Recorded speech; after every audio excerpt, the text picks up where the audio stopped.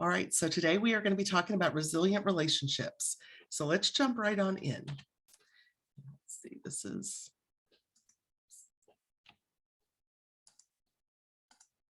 there we go. We're going to try on the second try to jump right on in. All right, so let's first just kind of set the stage of what we're talking about, because relationships can mean a whole lot of different things.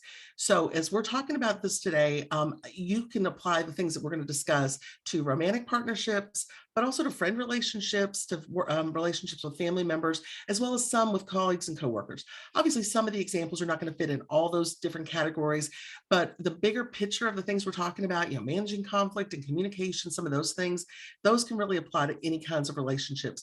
I may pull an example out of a romantic partnership or a friendship, but again, I think a lot of times we can sort of connect the dots and apply those same concepts a little bit more broadly. The things that we're going to take some time to touch on today are going to be the challenges that we kind of face in our relationships, because even the healthiest, best, most just connected and hardworking, good relationship, it's going to have challenges. We're people. And so we're going to have things that continually change. And then also our world is going to be changing around us. And I think a lot of us have seen that in the last couple of years, how much outside things that are going on can also affect and impact those relationships. We're going to talk about communication and managing conflict. That's going to be probably one of the biggest chunks that we kind of get into, is how to approach some of that. And then ways to connect or reconnect with folks. It's real easy, even when we're living in the same home sometimes with folks, it's really easy to feel like we lose that connection or we get really distant. And that can kind of sneak up on us sometimes. And then some tools to help, I'm always a fan of some real practical things that might actually work for us, in the moment. And so I'll throw out some examples that are in there. Feel free, as I mentioned earlier, put things in the chat if you have questions, but also if something sparks an idea and you're like, oh yeah, my friend and I used to do that. It was a great way to stay in touch. Throw that in the chat, because again, I've got one set of ideas, but we're going to obviously learn more if we share some other examples as well. All right, so let's think for a minute about what sort of impacts our relationships. Certainly, the things that I see, especially with couples, financial disagreements are probably at the top of that list. Lots of us bring in financial baggage. Financial stuff can bring a lot of stress and with a lot of urgency with it. But also within, couple relationships, of course, we have maybe differences in intimacy in terms of what we want or what's going on. The pandemic has been a big challenge for a lot of relationships. And I'm not going to belabor some of the pandemic points as much as I might have, God help us, a year and a half ago. But knowing that some of those things are still there, and some of those, there's still some echoes, I think, maybe in some relationships where there's been some disagreements around how to approach that. Certainly heightened political, social activity, how we maybe have differing opinions about that, or ways that people are impacted differently. Whether we have common goals and priorities, if those have maybe changed over the years, that can kind of cause some distance or some issues. Certainly, if there's still issues around remote work, remote learning, kind of changes in schedule. And really, I think almost the other piece I could have put on that line is just responsibilities, how those kind of things around remote work and remote school have really sort of impacted who's responsible for what, whose schedule gets disrupted, that sort of thing. And then other people, other family and friends, even with good intention, they have a lot of impact on our relationships. All right. So I'm not going to go through all of the common challenges in detail. I want to touch on a few of these. Feel free, obviously, to glance over those as I'm kind of talking about this. But I want to pull a couple of different points out within some of this. One of those being related to the pandemic. I think we're getting ready to come up to our 2-year anniversary, y'all. And I don't know whether to laugh or cry when I say that. But this 2 years has definitely shown us that the living conditions that we have all been in and tried to survive in have definitely brought a lot of emotions to the surface. I think our reserves are kind of running low. It doesn't take a whole lot for us to easily get overwhelmed, or to feel like we don't have a lot of patience with each other. I've certainly seen in therapy appointments with folks over the last couple of months, such an increase in irritability and just folks feeling like they don't have a lot left in the tank to give. I think that's pandemic, weather, things going on in our world globally, et cetera. But just being aware that, a lot of us are running on a little bit on fumes. And so that's one of the things that I've seen in a lot of relationships that's caused maybe conflict that existed to feel a little more intense, or to have a harder time feeling like you can manage it. Certainly, that I mentioned in the last slide, that sort of idea of differing life goals or priorities that are going on. And, sometimes we see this in friendships. That's probably a place I see that show up a whole lot, where folks maybe became really good friends when they were in school together, whether that was growing up or, college or grad school. And then over time, maybe one person took a path and that moved them to another part of the country. Another person chose to, have a child, and the other one isn't. Different choices as we sort of develop in our life, it can be sometimes a challenge. It can cause a little bit of a wedge there. And even if there's not necessarily a disagreement or a conflict, it can just feel like there's some distance maybe that gets built in there. We mentioned again some of these other ones around financial stress, sex drive, involvement of family and friends, kind of parenting demands. Sometimes though, even those ones like craving alone time, when things are feeling kind of on paper like everything's kind of going the way it should. But sometimes we do need to make sure that we're taking care of ourselves. And we're going to talk about self-care in a little bit and how that really connects to relationship issues, because it certainly does. One of the other kind of points I've heard mentioned a lot in the pandemic is it's hard to find new relationships. And again, whether that's dating, whether that's friendships, or trying to just have casual sort of social relationships, it's just a little bit more challenging with some of the limitations that we've been living with for the last couple of years. So how are we feeling with that? Well, it's not a lot of good feelings. A lot of irritability that can come up. We can feel really insecure, that sort of touch start feeling, we're not getting that need met if we can't be with all the people we want to be with. It can bring some confusion, overwhelm, hopelessness, loneliness. There's a lot of folks that I talk with who feel very lonely, even when they're living with friends or they're living with a partner, or raising their kids. It can be easy to feel really isolated when you feel like, again, your needs are not being recognized and met, and it can be pretty exhausting. So where do we begin to cultivate this resilience? And y'all, the answer is vulnerability. I mean, this is going to come up in a lot of ways. And some of this is going to be us having to sort of get the words out and speak up and say what we need and what we need from our partners, what we need from our friend group, owning our part in conflicts.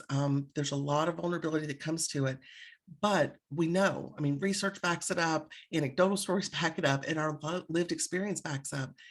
The way that we get to connection is through vulnerability. That's how we get there. And there's just not kind of a shortcut around that. So how do we put some of that in action?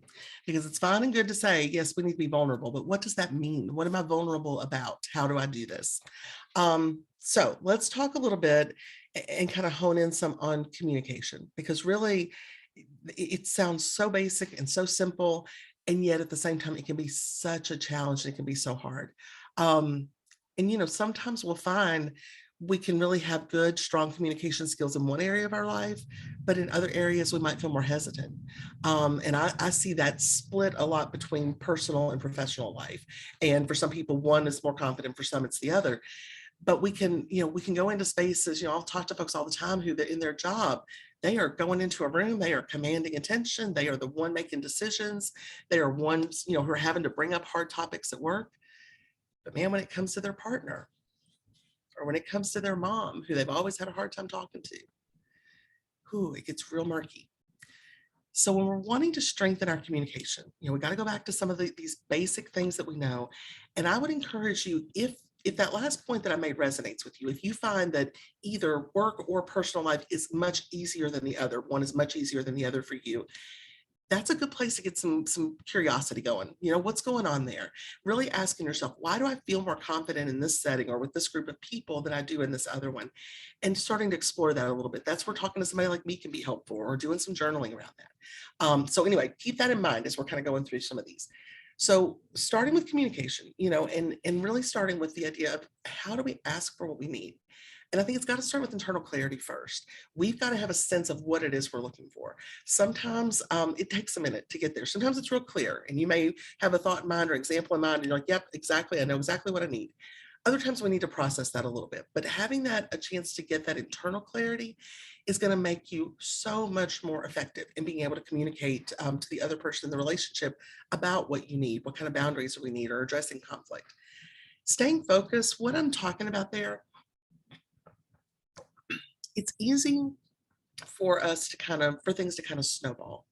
We sort of get the momentum going, we're bringing up one topic, and then it's easy for it to kind of start firing off. And another thing, and another thing. And what about this? And don't forget that one time this happened. And that may not always be our most productive way of kind of addressing that. I think trying to stay focused, especially if you're setting out to go into a conversation, asking for some specific things. Um, Being able to really keep it kind of focused in on what that topic is, what that aspect of it is, because we kind of dilute our own message. Think about this when we're doing programming, with our work. We aren't talking about 20 different things in a 30-minute meeting, or, hopefully we're not. We're honing in on what it is we're here to talk about. And so giving that same sort of attention and respect to a personal issue that's coming up can really help us just get more traction, make it more productive. And then think about what kinds of methods of communication work well for you. So for some folks, they really like to, have some time to sit with their thoughts, to kind of process through. They may want to make a list, talk to a therapist, talk to a friend, like really do some internal work. Other people may be much more on the fly. For some folks, one sort of split, and I'll reference this a couple places throughout the hour, but one split that I see with folks is some folks really struggle to verbalize, like even once they get that internal clarity, getting the words out, getting the words, like I can feel them sitting here in my throat and I can't make myself say it. And so if that's going on, it may be that texting or writing is something that's a little more useful. And we're going to talk about how to use those. If that's an issue for you, we'll talk about some ways to use those in a practical way in just a few slides. This idea of building healthy habits, meaning we don't want our communication just to come up when things have gotten so bad we can't stand sitting with it anymore. And I don't know if that's familiar to anybody else. I have certainly had more conversations with people that I love that I could count, that I only got there because I could not stand sitting with the discomfort anymore. We want to roll it back just a little bit. Is there a way we can improve communication and strengthen it so we don't have to get to that kind of critical point or that crisis feeling point? One way to do that is sort of habit stacking. And so a good sort of easy example for that is when people get home at the end of the day, if you're living with somebody, roommate or a partner, and, as you're cooking dinner, you talk about your day. You kind of do the little fill in. How was your day going? How was your day going? So we know that every night when we come together and we're getting ready for dinner, we're going to have a chance to have a little bit of a check-in with each other. Lots of people do that all the time. That's kind of the idea of habit stacking. Like we're connecting two things that we're already doing. We're adding something that we're trying to start doing to that. One of the things I'm going to talk about in a few slides from now is going to be this idea of weekly meetings. I'll go into that in a moment. But the idea there being that, if you're kind of getting ready for your work week to start, can we build some routine communication into, meal prepping for the week or doing some things to get, the laundry ready for work this week? So looking at things that we already do, and is there ways, if we identify something in our communication we want to strengthen, is there a way to attach that? If we're driving home from the office, is that the time to call our mom because we can do a 15, 20-minute contained conversation and have a way to get off the phone when you get back home? So thinking about what can we connect? Setting aside time to do like a text or chat storm. What I mean there is sometimes we can get real overwhelmed even just with texts coming in or people that we want to get back in touch with, but we've sort of put it off, or we know we owe somebody a response and we haven't done it. Sometimes it's easier if we can have just like a specific time. So like, you got your Sunday afternoon and you're hanging out on the couch. Okay, I'm going to take maybe 20 or 30 minutes and respond to some of my folks out there that I've not talked to in a little bit. And so being able to do that kind of in a cluster of activity sometimes doesn't feel quite as overwhelming as trying to sort of put it in place throughout the week.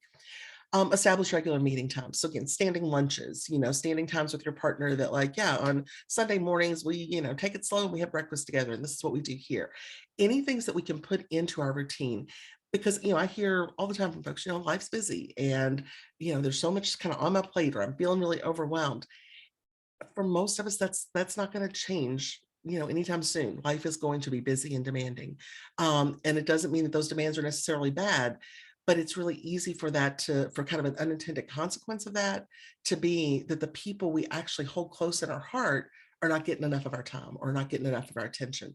So thinking about this, and, with any of the things that I mentioned, I should have given this disclaimer at the beginning, with any of these are ideas to spark more thoughts. This is not like one plan that's going to be a one size fits all for everybody in all the ways, but listen for the things that spark something in you. As we go through the challenges and the ideas of things to do with it, what is it that kind of grabs your attention? Make yourself a note as we're going through this, or if you're eating lunch while we're doing this, make a little note on your phone, because everybody's is going to be different. But I think some of these will get the ball going and kind of give you some food for thought is my hope. Thinking outside the box a little bit, as much as I hate some of those canned phrases, it's the one I had to use here. Um, Thinking about texting people you live with, y'all. Like I have a 21-year-old son that I'm really close to, but there were some times in his teenage years we did a lot of our talking by texting each other from different floors of the house. It was fine. Again, I could have gotten real caught up in, but I want to see your face, and but I want to talk to you this way because this feels good for me. But that's what worked for us at the time, you know? And so being adaptable, being willing to try something a little bit different, because really at the end of the day, what is it you most value in that? If communication and connection to your people is part of what you value, then we've got to be willing to think outside the box a little bit or do things that are maybe a little, novel, unusual, uncomfortable for us to see and at least give it a try. Couples journaling, I may refer this in a later slide as well, but I'll kind of give you a snapshot of this. The idea of couples journaling, there's a few different ways to do it, but essentially the idea is you've got a shared journal of some type, whether it's an old-fashioned paper notebook, or whether it's an online one that you all use and you both have access to. But being able to write to each other on a regular basis, I have found this really useful. I've used this with a lot of clients. I've used it in my own marriage more than once, when we've had things that were hard to talk about, honestly. And sometimes when we want to get those words out and we don't want to be impulsive in what we say, we don't want to be reactionary, we want time to get our thoughts together, we want time to hear our partner's thoughts. Journaling can be a really good way of doing that, of slowing it down just a little bit. I find it especially helpful when you've got really different communication styles. Y'all, I say this to clients all the time. Like, I feel like every romantic partnership of two people has one person who wants to like talk immediately and get through this and do it right now and get this all off the table. And you've got the other person who is like, slow down. I need a minute. I need to think a second. I need to get my thoughts together. I don't want to just react or say something impulsively. This can really help with that because both folks are able to do this and get their thoughts out in a way that is authentic for them, but we're also able to give each other some space and grace for partners that communicate differently. The other piece that I find can be really useful in this is being able to then go back also and read what those entries have been back and forth to one another, to remind ourselves of what our partner's point of view is or something that they've told us before, to also look at how we've evolved over time. If other folks have done their own individual personal journaling, how that can be to go back and kind of read old entries and kind of reflect on what that's been like. Couples journaling, again, if you got a partner who's willing to give it a try, I've got good resources around that if it's something you're interested in. It's a really good tool you can use. Okay, same thing with family or friend journals. This, I was suggesting this a lot early in the pandemic. Things, especially if we live far away from folks or we're not seeing people in our everyday life, but having some things where we're doing some shared experiences, shared projects or journaling. Again, same idea, sharing thoughts, being able to reflect on each other's point of view. Those can be really fun projects to do together. And then using things like Zoom, especially when we've got folks who are spread out. Again, you can tell some of these came out of pandemic necessity, but some Zoom activities together. So, having folks cooking, have your kids cooking with their grandparents and both of them are on Zoom and you're kind of there as a helper, but you're letting them have a shared experience, doing music together, doing art projects together. So not just thinking about Zoom for things like this, where a lot of us are using it in our day-to-day work life, but really, is there a way that I can use that, especially for folks that I don't get to connect with in the way that I'd like to? It can just be a really good tool. And so again, use what we got at hand. All right. Some of the challenges that are here, and I think one of the hardest ones is when the other person in the relationship isn't open to communicating. We can have different styles. We're going to talk in a second about some different styles and preferences and ways we approach things. But if we're getting kind of stonewalled with someone, who is just not willing to meet us, that's a real challenge. And I think that really begs for more conversation. That's the double-edged sword of it about what are we doing here? Is this relationship important enough? Because we seem to have a real log jam in communication. Is our friendship important enough that we figure this out? Is our relationship going to be able, our romantic relationship going to be able to move forward if we can't get a handle on this?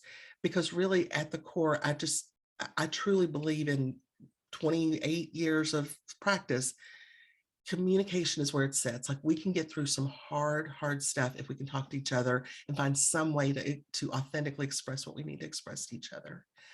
Sometimes it feels like you don't have anything new to say. I hear this a lot in romantic partnerships that have lasted a long time, where it's just like, I don't want to hear about that anymore. I don't want to hear about their hobby anymore. I don't want to hear about this thing that they're, they rant about this topic. And I don't want to hear that anymore. Or we've talked about all the things and I'm just kind of bored. The things I want to talk about, they don't really want to hear about.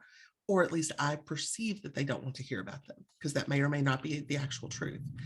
But that can be a real challenge. Again, we'll get to that in a minute, some things to do with that. Just fear and uncertainty. I think that that's a huge one for most of us. And, that can show up in our work relationships. It can show up, especially when there's power differentials and we're trying to bring up something to someone that we don't feel like we're on an even sort of power structure with. But, those personal relationships, lots of fear. If I say it wrong, if I don't say what I really mean, or if I pick the wrong time, it's just going to all fall apart. And so that fear and uncertainty can really immobilize us, and really keep us from moving forward in addressing some of the things that we need to. And then digital communication, I think the example I gave earlier about sort of texting when you're in spaces, houses together and things, they can certainly be something that we can use for our benefit. But digital communication doesn't always work great for everybody. And so sometimes, those things that we lose tone of voice, we lose some of the nuance, we lose some humor. And so being cautious with that, for some folks it works well and they're able to get the right tone with each other, and that flows pretty easily. But for some folks, there's some unintended kind of fallout from that. And so if you're not sure, it's just a thing I think to use caution with. So communication styles, I want you all to look at this for a moment. We are certainly not going through all of the content on here. There's a couple of things I want to point out, but just take a second and kind of look over this. So you're going to see passive, aggressive, passive, then you're going to see aggressive, you're going to see assertive, and then there's the passive aggressive, the combination of those two. We all can be in these different styles at different times. It's not like we just have one style and that's what we do all the time. Some people might have, a strong preference or a certain way they do most of the time, but we can all be in these at different points. And sometimes that depends on who we're talking to, what the circumstance is, what the topic is, those kind of things. I think, one thing that I would just encourage you to think of as you're looking at these is, one, getting honest with yourself, because I think most of us look at some of these categories and we don't want to own that,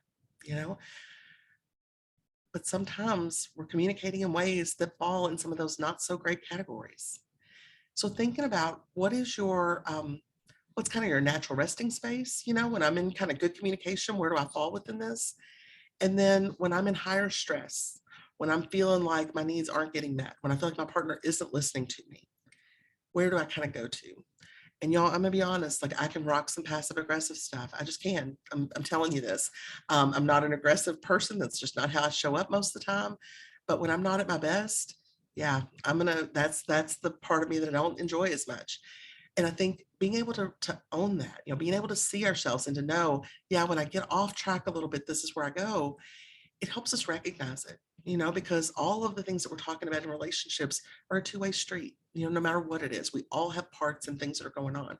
So just being aware, what is sort of my communication style when I'm feeling confident, when I'm feeling comfortable, when I'm kind of in an even neutral space, and where do I go when I'm feeling especially overwhelmed, stressed, unheard, because that helps us have some control over how we're presenting to our people. So when we think about sort of these next 4 slides or so, it's going to be about how do we really nurture that resilience? How do we kind of knowing the challenges we have, how do we do some things to make a relationship more resilient? And when I'm talking about resilience in relationships, probably should have said this at the beginning, but as I'm talking about resilience in relationships, I'm talking about the ability for our relationship to bounce back from hard periods, because we are all going to have hard periods in a relationship. If we think that we are going to somehow remain unscathed in this world, we're certainly not going to do it with other people in our circle. If you have friends, if you have family, if you have partners, if you have coworkers and colleagues, people that you want to connect with, we're going to have this. So being able to get through hard periods, and that might be a hard conversation, that may be a bigger, harder period of time, going through a pregnancy loss, going through a big move or a big job change. What are things that we do to invest in that relationship so that we're not running on fumes when it comes to working on it, but we're actually able to meet the moment? So a few things that I want to look at here, or we're going to start around boundaries. So with boundaries, I think sometimes we get a little bit, people have some fear around boundaries. People have some hesitation. And I think often that comes from not really knowing how to do it or not seeing good examples of it.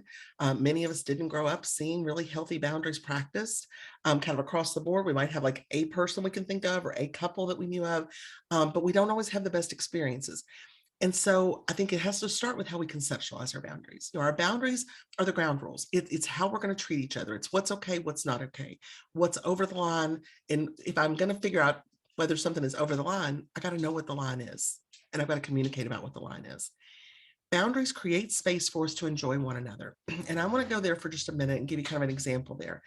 Because I think, again, often people are hesitant, or I find people are hesitant to set boundaries or even really talk about boundaries with people that are in their close circle, because they don't want to be perceived as rejection. They don't want to be seen as I'm telling them no, I'm telling them all the things I can't do. And there is a component of that. You are telling them some things you can't do. Like that is part of boundaries. But really the bigger purpose of boundaries is creating the space so we can enjoy one another. What I mean there is, if I have a friend, and we're going to pretend for this example, pandemic is not going on. We're just on campus and we're all happy and we're able to see each other and go to lunch. So if I have a friend who works in another part of campus and we have a standing lunch date on Mondays at noon, and I have blocked off my little hour on my calendar so I can make sure to get over to the student center and meet up with them, and they're going to be there and meet with me. And Monday after Monday, I go there and they're, 10 minutes late, one day, 20 minutes late, one day, not sure if they're going to be able to make it. Maybe another day they show up on time. And how am I going to start feeling? Remember that one slide? How do we feel when some of that stuff's happening? I may be getting resentful. I may be irritable. Maybe I've got a boss where like, I've got to be back at my desk at 1:00 and my friend knows that. Maybe they've got a boss that's really flexible or their schedule is very different and they don't have that. If I don't bring that up, if I don't address that conflict that's going on and us talk through some boundaries, am I going to want to keep showing up there and being irritable while I sit at a table by myself waiting for my friend? Probably not. There's probably going to come a point where I'm not going to want to do that anymore. If I'm able to bring it up, if I'm able to express, I love that we've got this. Here's how I would do it. I love that we've got this standing lunch date. It's really important to me. I love getting to see you and catch up on what's going on. But I've noticed the last few weeks, I've been here kind of by myself for a while. You've been running late, or that one day you weren't able to make it and you forgot to call me for 30 minutes. What do we need to do? I still want to be able to see you, but how do we do this differently? Then we can work together on it. And yeah, my friend might feel a little bit hurt that they were called out on that behavior. But if we are then able to have a conversation about them saying some version of, yeah, my work has just been so busy, actually this Monday time used to work for me, but now it doesn't, then we can problem solve. Then we can figure some stuff out. But if I'm just sitting in my hurt feelings, what am I probably going to do if I'm doing that? Remember me and passive aggressive? Oh, that's where I'm going to go. And so, am I just lagging and not responding to texts? Am I, well, fine, I just won't show up, on time next week, or I'm not going to worry about that. It's going to bring out parts of me that I'm not going to feel good about. I'm not going to respect in myself. So again, the conversation to call out that behavior is hard. Setting that limit, and maybe it's, okay, instead of, setting aside every Monday from now on, you said Tuesdays work better. How about we set 1 or 2 Tuesdays a month, and we negotiate. We're able to find a space where we can be together, we can enjoy each other, and we're able to meet each other in that moment and where we're at. So again, kind of simple example, but I think it really illustrates why the taking the time and the energy and putting out the effort to address the problem as opposed to avoiding it actually brings us closer. Like that's how we get closer. Because if that friendship played out that way, how am I feeling about my friend? Well, I'm going to sure trust that I can bring up hard things and they're going to be open to it. Or I can let them know if something's bothering me and we can find a solution. That is a much better headspace and a healthier headspace for a resilient friendship. All right, this can also just head off potential conflicts. So again, if we set out those expectations on the front end, it definitely can help us just kind of avoid getting into bigger conflicts. All right, Other things that can help or nurture that resilience, self-care. This idea that we have to be able to take care of ourselves before we can be engaged in other relationships. We have to. And, I know that the number one thing that we see in research is that the barrier for self-care for most folks is that it feels selfish. And the best thing that I can say about that is I include myself in this category. We are not fit to be around other people if we are not taking care of ourselves, because we are just kind of being toddlers sometimes because our needs aren't getting met. We don't have the space to act the way we want to act. We don't have the space to be present for other people the way we want to. And taking care of ourselves is the foundation of how we then build relationships with other people. One thing that helps me think about this is think about somebody in your life that you deeply care about and you worry they don't do enough to take care of themselves. Okay, think about who that person is. I want you to call them to mind and think about how good it would feel if you heard from them that, like, yeah, I took the afternoon off just because I needed some time at home. Or I made my doctor's appointment and I'm going to go get myself taken care of in that way. Because for me, when I hear that about somebody that I care about, I feel relief. Like, thank goodness, I love you. You're taking care of yourself. So keep that in mind when it comes to our own self-care. We need to be there for other people in our circle. They care about us. If we don't start with us, we don't have anything to give to them. I think it lets us have those more realistic expectations. We need a balance. We need certain things for ourselves. It helps us just avoid some of those unhealthy communication pitfalls. Again, if I'm not getting my self-care in, who am I going to be to the people around me? Sometimes I'm going to be that passive aggressive person that I don't want to be. And alone time helps us appreciate relationships more. Being able to sit with ourselves and be comfortable with ourselves and take care of our own needs, even if that's with other people. Maybe my self-care in my relationship with my partner is I've got to have time with my friends, or I've got to have time by myself. It helps us appreciate those relationships more when we re-engage. Managing expectations, man, we all do this at different times. All of these, none of us are immune from some of these pitfalls. But trying our best not to take things personally. People have bad days. We certainly want to pay attention to patterns. We want to address things that are hurtful. But sometimes some folks, our coworkers sometimes is just in a hurry because they got other things to do. And it's really not about them wanting to short us and not ask us how our weekend was. It's just they're kind of busy and they have something to do. Find some common language, being able to find ways to call kind of time out when conversations start to escalate into arguments, when arguments start to really escalate into really hurtful arguments, being able to find some ways to call a timeout, or to be able to say, in calmer times, okay, when this starts to ramp up, we've gotten in this communication pattern where we argue over this. When we talk about money next time, if it's getting overwhelming to me, can I say this? And can that give me a minute to kind of step back and catch my breath? And so being able to talk about how we're going to talk about the hard things can really help. Giving grace for those different communication styles. Again, if my son wanted to text me as a teenager more than look at me face to face in person, okay, I can give grace for that. I can adapt to that.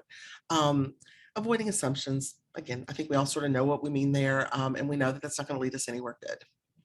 Okay, and then addressing conflict. Conflict, like nobody likes conflict. Nobody, you all. Folks that, there are folks that I see as clients they are very skilled at managing conflict. They've gotten a lot of practice, maybe in their work role or, in different relationships they've had, and they have a lot of skills. They still don't like it. It's not fun. And it does make us feel really uncomfortable and unsettled often. And so knowing that if we have unresolved conflict, it's going to come up in other ways. And sometimes that's going to come up in that relationship. Remember the aggressive, passive aggressive, all the different communication styles. It may come out there. For some folks have lived a lifetime, avoiding conflict. And that's been their kind of what they've held on to. And for them, it sometimes shows up in their health, high blood pressure, stomach ulcers, migraines. It shows up in problems in other relationships. So I've got a romantic relationship that's not going great and I'm not dealing with the conflict. I don't feel like I can really even get my passive aggressive or my stuff out with that partner. But in my friendships, maybe I'm being shorter with people. Maybe I'm shortchanging, my sibling or my mom when we're talking to each other, or I'm getting more sort of on edge with other folks. Trying as much as we can to come from that, those healthy communication tips, the using I statements, putting out your point of view. When this happens, I feel this way, or I need this. Choosing the time, place that's productive. Again, for a lot of us, that takes a little thought. Where can we both be present? And sometimes that means, where will the kids be sort of entertained or tied up? Where can we put our phones down? Where are we not going to be interrupted? Where do we both still have energy for this conversation? I have a lot of folks who will try to do these conversations, some sort of big conversation right before bed with their partner. It's like, oh gosh, no, no, that's probably not going to give you all the space you want to do that. Where are we going to be able to be clear, attentive? And sometimes we're going to have to create that. Okay, we're going to leave work for an hour early because we need to talk through something. We're going to leave the kids at daycare, and we're going to meet up and have a coffee and try to talk through whatever it is we need to pay attention to. Watching out for some of those hot button sort of phrases and things. Y'all, nobody's ever calmed down by being told to calm down. Nobody. So just being aware of that. And we tend to sort of fall toward those things when we're feeling on edge, when we're feeling more reactive, we haven't had a chance to, again, get grounded, sort of think through what we're wanting to say. Owning our own part in the conflict, and sometimes, our part might be, I wish I brought this up earlier. I've been sitting with this for a long time, and I've allowed myself to get really worked up and really hurt by this. And I wish I brought this up sooner, but here I am now. And so can we talk about that? Most of the time, everybody's got a little piece in what's going on. So let's look at switching gears a little bit and look at some practical connection ideas.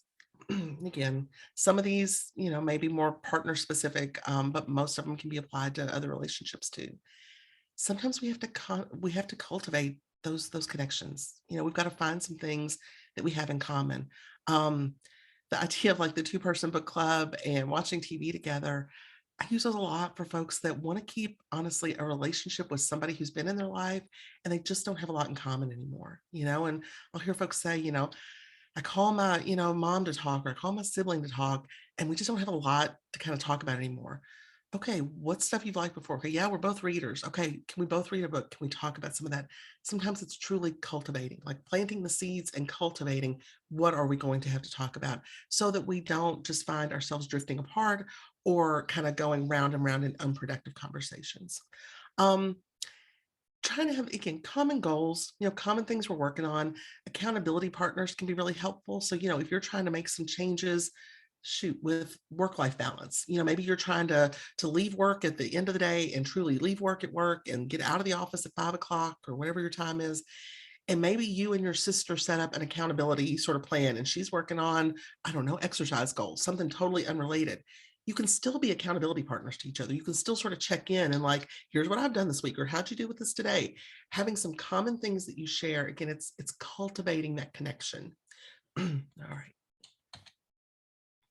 Oh, team meetings. That was the last thing I had on here. I want to go into team meetings in this next slide in a little bit of detail. So when I'm talking team meetings are, this is not my invention. This is out there in couples therapy. This is the way that I use it, or the way that I frame it. So to me, a team meeting can be useful anytime that we've got partners who I use it with the most. Sometimes family or roommates it can kind of work for them, depending on how much kind of overlap and responsibilities there are. But I'm going to use this example. I'm going to talk about a partner just because it's going to make the most sense, I think, in this. So the idea is that it is a regular set, hopefully weekly, or at most maybe every 2 weeks meeting, where you talk about some set and established things. The idea behind it is that it creates some time to talk about difficult stuff. It keeps us from sort of putting things off too much, sort of kicking the can down the road too long. It's a time to communicate without distraction. And I'm going to go through kind of an example in a second. It also lets us establish some new norms. So, I grew up in a home where my parents both loved me very much. I had good parenting, but I did not see good communication between my parents at all. No surprise, my parents divorced when I was about 20. And so I never saw what that could look like. And so, if I'm wanting to set a new norm in my home with my own little new family, then this is a way of setting some kind of establishing some new norms, setting up something that, whether it's my kids can see and model this, or I've just got a different way of approaching things with my partner than what I saw when I was growing up. It also sets some expectations about participation and responsibility and understanding. So let's talk about this for a second. So if I'm with my partner and we're going to do a weekly meeting, Maybe for this example, we do that on Sundays. Maybe we both work Monday through Friday jobs. And so Sundays, we're doing our grocery shopping and making sure the laundry's caught up and looking at the calendars. So going back to that habit stacking idea, that would be a great time to add in this idea of a weekly meeting, a team meeting. And so if we're going to do that, we want to come to some common ideas about what sort of things we're going to cover in this. And so I usually encourage people to talk about, at least, you can add more, but make sure you include money, sex, division of labor, and parenting if there's kids involved, because those are the things everybody argues about, to be honest. And so being able to check in on those things on a regular basis. Think about a healthy staff meeting. Like when you've been in a staff meeting, if you've worked with a group that it's functioning in a healthy way, and you've got an upcoming staff meeting, often in a regular staff meeting, we're going to have certain topics we touch base on every time. How's this project going? What's going on with this effort we've got going on? And we're going to also kind of have some new business. What else needs to be brought up, or what other things do we need to cover? Everybody comes in, bringing our calendars in one version or another. We're putting our phone down in one version or another. We might be taking notes. We're stepping up, like we're part of a team. And so thinking about modeling this on that idea, I think it's helpful to have a specific time that you set to do this, especially in the beginning. And I do think if you've already got some sort of, kind of getting ready for the week or wrapping up the week, that's a good place to do that. Establishing some ground rules, and that can be as easy as, what kinds of things do we need to talk about? Well, we need to check in on money because, I hate talking about money. And so if I hate talking about it, we need to make sure it's on that list. So I've got a prompt to bring that up and to participate. What happens if we've got to reschedule? Somebody's sick or we're traveling or something's going on. How do we pick another time to do that? Are we at a place we could just skip this week? And letting yourself have fun with that, because even though it's something with a purpose to it, it does not mean that it's exempt from being a fun thing. Make a snack, have a drink, sit outside on the patio when it's nice. Let yourselves go to some place that you all like and, do it together at Panera while you're, having a little pastry breakfast. Wrap it into spending time together. So much of how you experience something like this is about really how you perceive it in the first place. And if it's the thought of, I can't wait to do this, I want us to get closer, I want us to find better ways to communicate and stronger ways to support each other. This is one path of doing that. I put some examples of questions that you can kind of use as check-ins. I've got a longer document about this I share with clients, but these are just some kind of examples of questions that can be really useful and productive and kind of getting the conversation going. I think, again, it demonstrates a commitment to each other. It really does help keep things from escalating. And it also, kind of another side piece I like, is it holds us accountable for doing what we said we want to do. Because it's easy to say, I want to participate more in our finances, but now I got to put my money where my mouth is, pun acknowledged at least, of I got to show up. I've got to be part of the conversation. I've got to talk about things that are hard for me. But on the other side of that vulnerability is going to come deeper connection. So a couple of last points, as we're in our last few minutes here. I think another thing that can be helpful to think about a little is sort of your relationship needs and values. And we talked a little bit about sort of that idea of growing apart sometimes from folks, if we've maybe got different interests that have developed, that sort of thing. But I think also kind of examining, are we on the same page in sort of what's important to us, what our values are?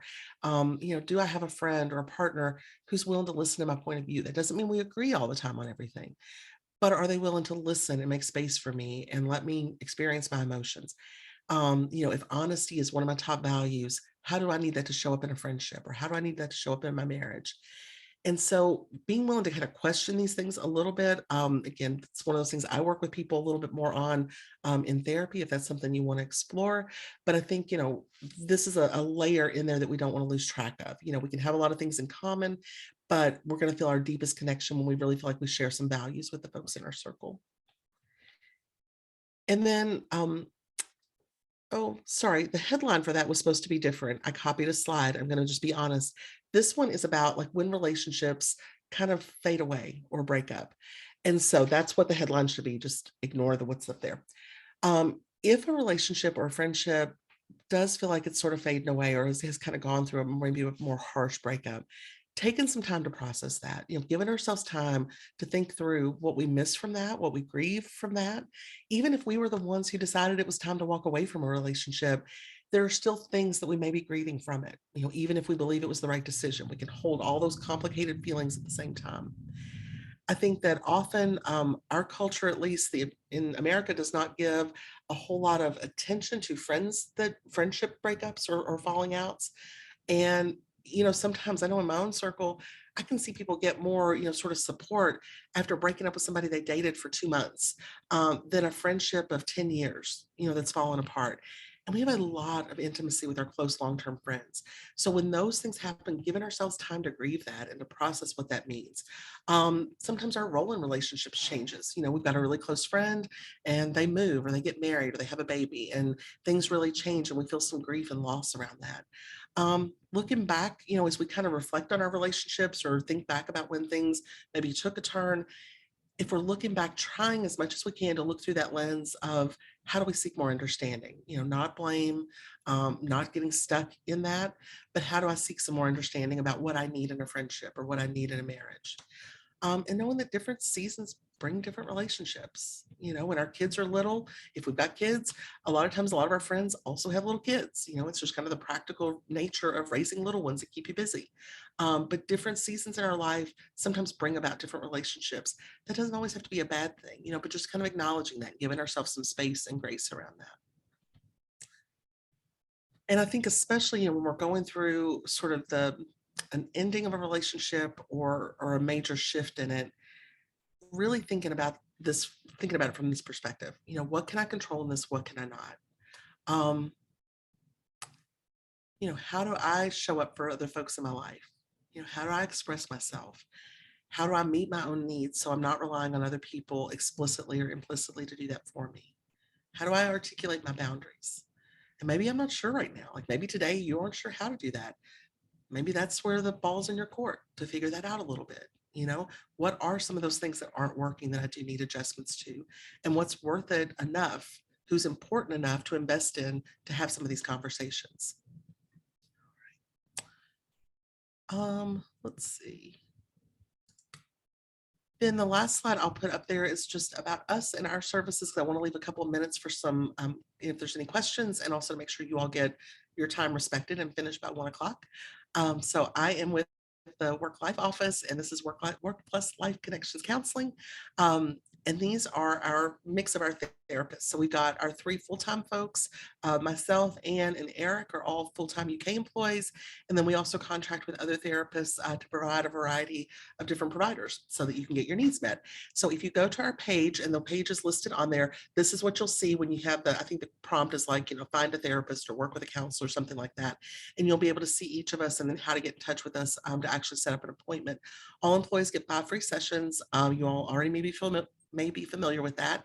But everything that we talk about, just like you would expect, is private and confidential, does not go in your personnel file, does not become part of your medical records. And that renews every fiscal year. So every July 1, you've got those available if you need that. All right. On that note, I'm going to exit out of my